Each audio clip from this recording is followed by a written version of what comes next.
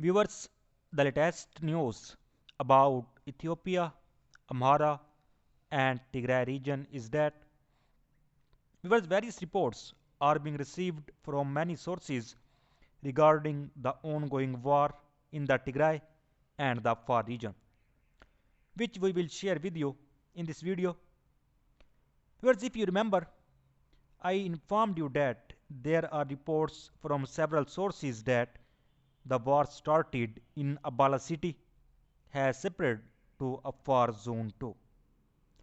And now, according to the latest reports, heavy war is going on in several areas between Ethiopian National Defense Force, its allies, and Tigray Defense Force in Afar Zone 2.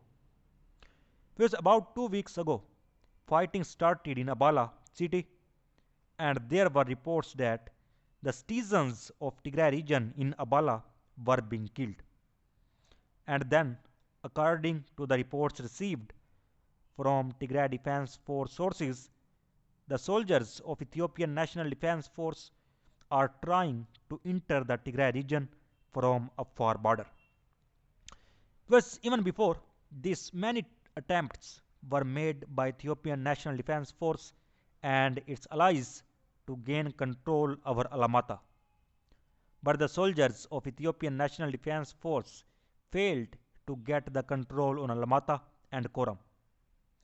And then there were reports that the Ethiopian National Defense Force and its allies were trying to enter the Tigray region from Abala city.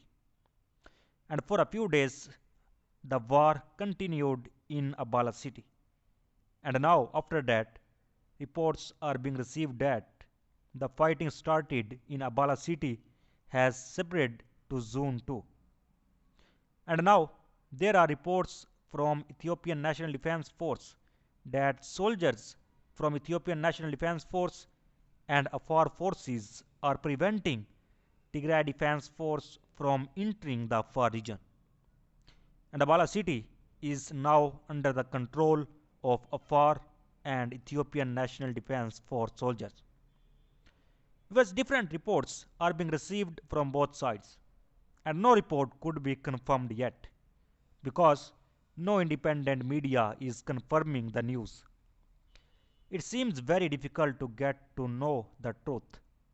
The Ethiopian Air Force is constantly carrying out airstrikes, due to which hundreds of people are migrating from Zone 2 to Afar Zone 4. Viewers, on the other hand, Oromo Liberation Army is currently active in the Oromia region. There are continuous reports from Oromo Liberation Army that Oromo Liberation Army soldiers are winning against the Ethiopian army in the Oromia region. And Oromo Liberation Army is claiming that Oromo Liberation Army has gained control over several areas after defeating the Ethiopian army in the Oromia region. And many pictures are also being shared by Oromo Liberation Army, in which Oromo Liberation Army soldiers can be seen in many areas of the Oromia region. And these pictures you can see on your screen. Viewers, on the other hand, the extensive use of military unmanned aerial vehicles, armed drones, for lethal strikes by the Ethiopian government in the Tigray region is fast becoming one of the most devastating but neglected human rights violations in the world.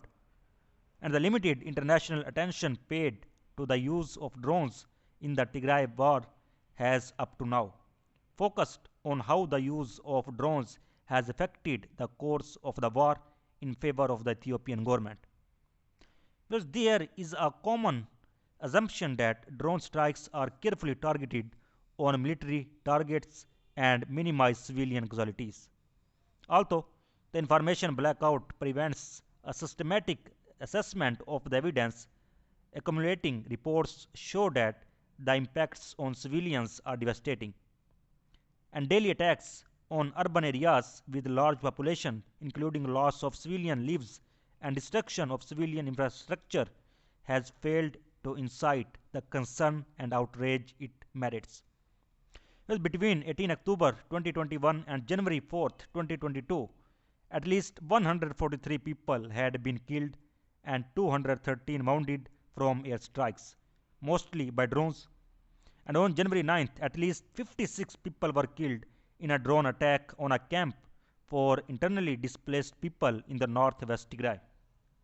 As a result, the UN Office for the Coordination of Humanitarian Affairs announced that humanitarian partners suspended activities in the area due to the ongoing threats of drone strikes.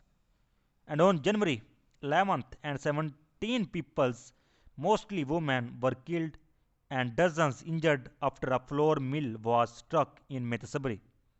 It is to be recalled that on October 22, an airstrike near the airport coincided with the landing time of the UN humanitarian flight.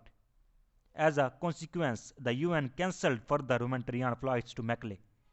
And drones are prompted as precision weapons, but time and time again the outcomes of attacks shows that either drones are deliberately used to target civilians or these weapons lack precision.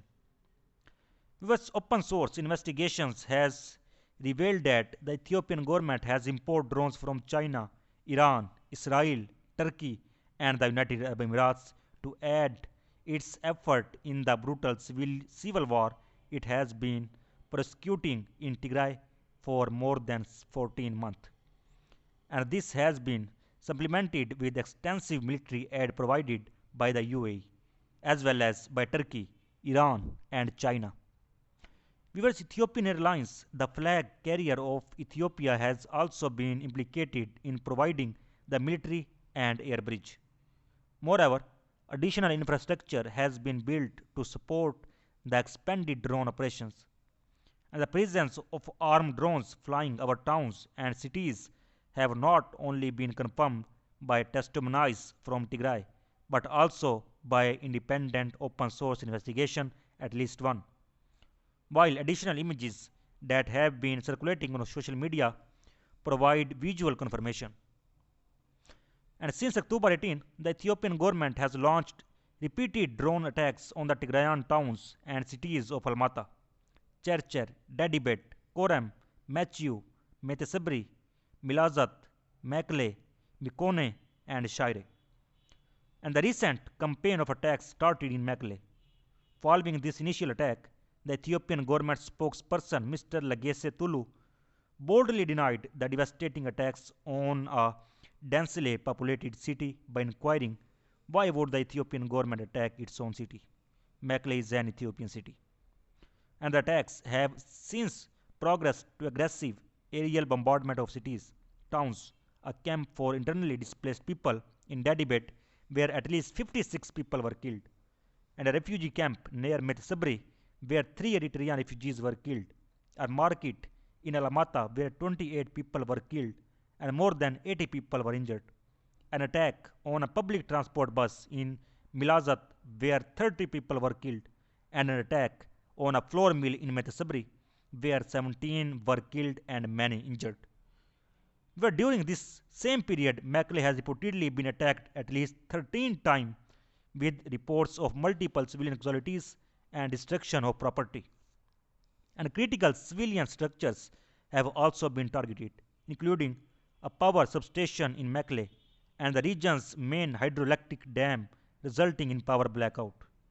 Now, this is not a comprehensive list of Ethiopia's drone strikes in Tigray since the beginning of the conflict on November 3rd, 2020, but a highlight of the serial attacks outside combat zones over the last 3 months only based on reports from the regional media and humanitarian sources. Well, the world's attention to this crisis has to be degree been facilitated by the draconian media and communication blackout imposed by the Ethiopian government for the better part of the last 14 months. And despite these efforts to cut off Tigray from the world, with the obvious attention to keep grave human rights and humanitarian violations out of sight of the international community. And visual documentation in the immediate aftermath of bombing by armed drones presently reveal the extent to which these attacks devastate civilians, including children, women, and the elderly. And these grim videos from Tigray reveal hellish scenes of bodies striven a blood-stained ground, burned public transport vehicles, destroyed homes, and severely damaged public and private infrastructure. And eyewitnesses testimonies from humanitarian workers and other observers also confirm that drone attacks have targeted civilian objects and have resulted in civilian deaths. And these images and testimonies, however, believe the claim made by the Ethiopian government, which proudly claims that these technologies and operations are to neutralize identified terrorist cells and terrorist hideouts. And this justification is nonetheless the only one that has been forthcoming to support the expanded use of drones since October 2021 against civilian settlements and hundreds of kilometers outside of any combat areas. And regardless of the proffered, there is no doubt that this falls far short of the requirements of international humanitarian law standards, including the rules of distinction, proportionality, and military necessity, while protecting fundamental right to life and a principle of human dignity. And the humanitarian, legal, and ethical concerns related to armed drones are not news. There is a widespread understanding among status, researchers, humanitarian organizations, and civil society on their impact, especially when used against urban targets. This was echoed in the discussions of the recent sixth Review Conference of the United Nations Conservation Certain Conventional Weapons, although the conference ended without meaningful consequences. And until such a time the laws of armed drones are clarified and there is a body to monitor and report on violations to the laws, and the international community must take steps to make the sky safe for Tigrayan against. So viewers, so far the latest update. For more latest update, please subscribe channel. Thanks for watching.